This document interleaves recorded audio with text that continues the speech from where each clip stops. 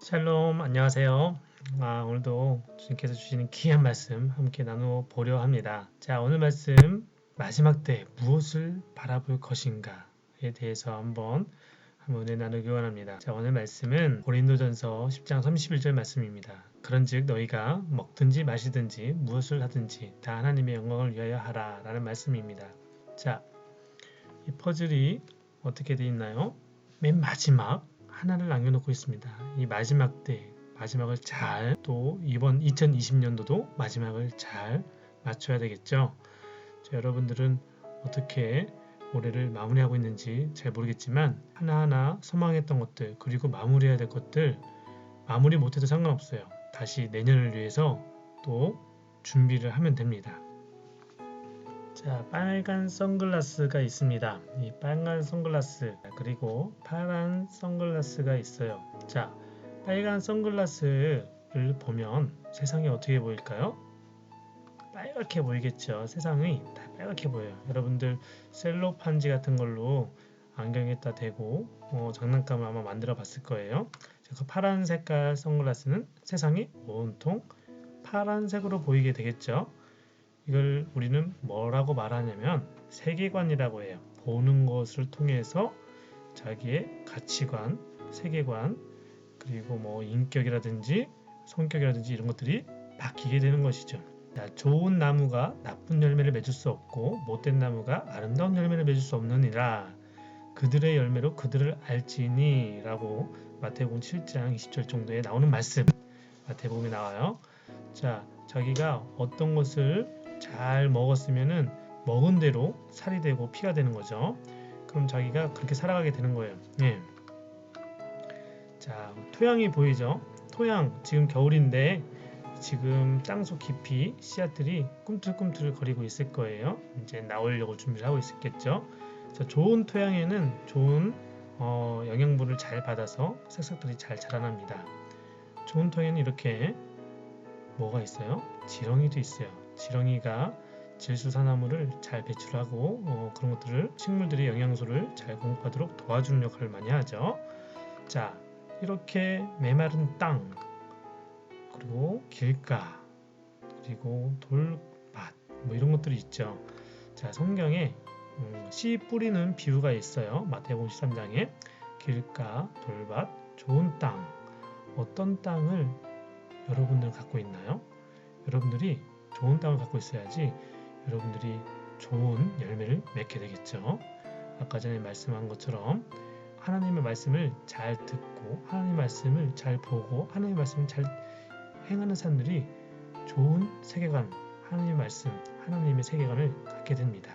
그것이 좋은 땅이에요. 여러분들이 먼저 이 좋은 땅을 잘 기경을 해놔야 돼요. 아메리카, 미국이죠. 이분 누구라고 했죠? 아펜젤라 선교사님이라고 했어요. 아펜젤라 선교사님이 좋은 땅을 갖고 있었어요. 마음밭에. 영적으로, 인격적으로 좋은 땅을 갖고 있었던 분이에요. 근데 이 좋은 땅이 맨 처음부터 생겼을까? 아니에요. 미국은 기독교 정신, 청교도 정신, 프로테스탄트 정신, 하나님께서 이들에게 종교의 자유, 믿음의 자유를 갖고 이 땅, 미국에서 시작한 나라라고 했죠. 그런 정신을 갖고 태어난 후예 중에 한 사람이겠죠. 이런 부모들의 영향을 받아서 이 아펜젤러 선교사님의 마음밭에 좋은 씨앗이 심겨지게 됩니다. 좋은 씨앗이 심겨지게 되니까 이분이 어떻게 해요? 사랑이 충만해지게 되는 거죠. 어떤 사랑? 하나님의 사랑이 그 사랑을 어디에다가 쏟게 되는 거죠? 바로 한국. 이름도 모르고 얼굴도 모르고 어디 위치한지도 모르는 아주 조그만 나라 대한민국 조선이란 나라로 왔어요. 그 조선이란 나라에 와서 뭘 세웠다고 했었죠? 맞아요. 배제학당이라는 걸 세웠다고 했죠. 배제학당, 조선 딱 생각나죠? 자, 지난번에 말씀 함께 나눴었어요. 자, 조선시대에 우리나라는 이게 숫자가 뭐냐면 200만, 320만, 500만, 560만, 300만 노비의 숫자를 말해요. 노비가 엄청 많았어요. 와, 전 세계에서 아마 노비를 가장 많이 갖고 있던 나라가 우리나라였어요. 그거 몰랐죠? 우리나라가 노비를 엄청나게 많이 갖고 있었어요. 옛날에 미국 뭐 노예 시장이 있다, 노비 뭐 제도가 있었다, 노예 제도가 있었다 욕하는 사람들도 가끔 있어요. 근데 진짜 노예를 많이 갖고 있던 나라는 우리나라 조선이란 나라였어요. 조선. 우리나라 아니에요. 조선이란 나라였어요. 전체 인구의 몇 프로예요? 최대 55%, 뭐 60%까지 육박했네요. 그러면 전체 인구가 100명이면 60명이 노예였어요. 굉장하죠. 나머지 40명이 일반 양반들, 왕족들이었겠죠.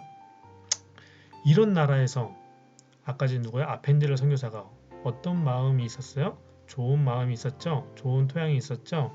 그 토양에 어떤 씨앗이 숨겨졌었어요? 좋은 씨앗, 예수 그리스도의 복음이 심겨지게 된 거죠. 그러나 너희는 택하신 족속이요 왕같은 제사장들이요 거룩한 나라요 그의 소유가 된 백성이니 이는 너희를 어두운 데서 불러내어 그의 기이한 빛에 들어가게 하시니에 아름다운 덕을 선포하게 하려 하심이라. 베드로전서 2장 9절 말씀입니다. 자, 이런 말씀이 아펜젤러 선교사님 마음속에 마음밭에 딱 들어가니까 어떻게 될까요? 아, 그렇구나. 나는 위대한 하나님의 자녀구나. 이 복음을 다른 사람에게 나눠야지. 그렇게 대한민국 조선으로 첫 번째 선교사로 오게 됩니다. 자, 아까 전에 배제학당 하면 누가 생각난다고 했어요? 이승만 대통령이 생각난다고 했죠. 아무것도 모르던 그냥 유교 성리학에 쩌들어졌던 조선이란 나라에서 양반 가문의 한 아기가 태어났어요. 그 아기가 장성하여가지고 공부를 하다 보니까 미국이란 나라가 좋은 나라인 것 같네.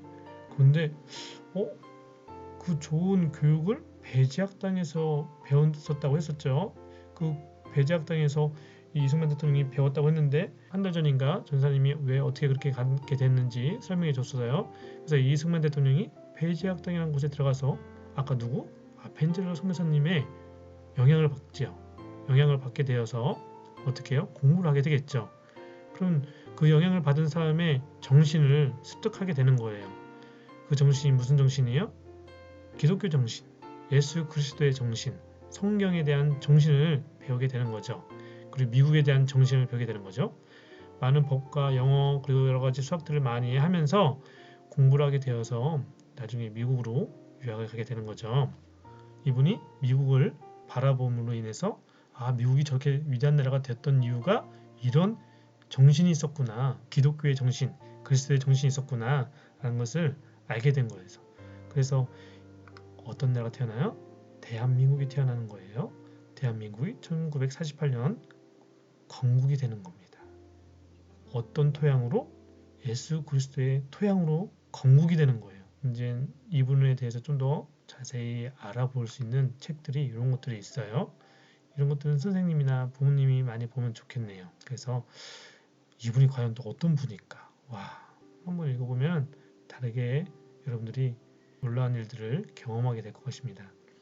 반드시 여러분들이 자녀들 그리고 우리 어린아이들을 가르칠 때인데 이런 것들을 통해서 우리나라가 어떻게 태어나는지를 알려주시는 게 중요해요. 여러분들 뿌리가 중요하다고 하잖아요. 가문이 중요하다고 하잖아요. 우리나라는 이 그리스도의 가문으로 태어난 나라예요. 우리나라는 저 사회주의가 아니라 공산주의가 아니라 예수 그리스도 자유주의 이런 정신으로 태어난 나라가 바로 대한민국이라는 것이죠. 자, 마지막 사진입니다.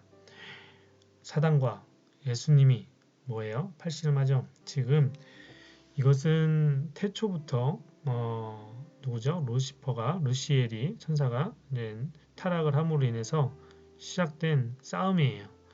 그런데 지금 우리나라에서는 이런 게 있을 수 있을까? 물론 있었죠. 근데 지금 더더욱 심해진 상황인 것 같습니다. 그래서 여러분들이 정신 차려야 되는 거죠. 여러분들이 학교에서는 계속해서 사회주의 교육을 받고 있고요. 진화론 교육을 받고 있고요. 그래서 여러분들이 어떤 것을 잘 보고 판단해야 될지 늘 어딜 가까이 해야 되냐면 하나님 말씀에 가까이 해야 돼요. 여러분들이 하나님의 말씀을 멀리하게 되면 여러분들의 마음도 반대로 가게 되는 거죠. 여러분들이 어느 편에 서서 준비를 할 것인가. 예수님의 말씀 가운데 서서 여러분들이 하나님을 대적하는 것들 이겨나가야 됩니다. 여러분들이 강한 군사가 돼야 돼요.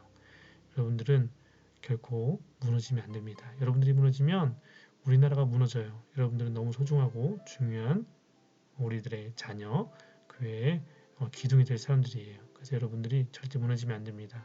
그래서 늘 부모님의 말씀에 순종하고 전도사님이나 목사님 말씀에 청종하고 또 선생님들의 말씀에 귀 기울여서 하나님의 말씀을 늘 가까이 해야 돼요.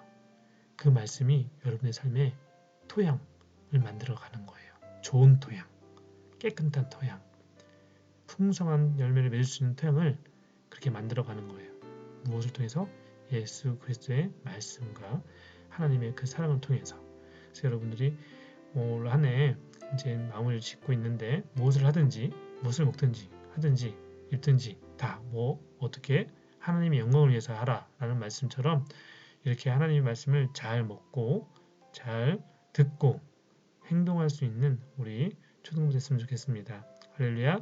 늘 승리하는 우리 초등부 되길 바래요. 샬롬.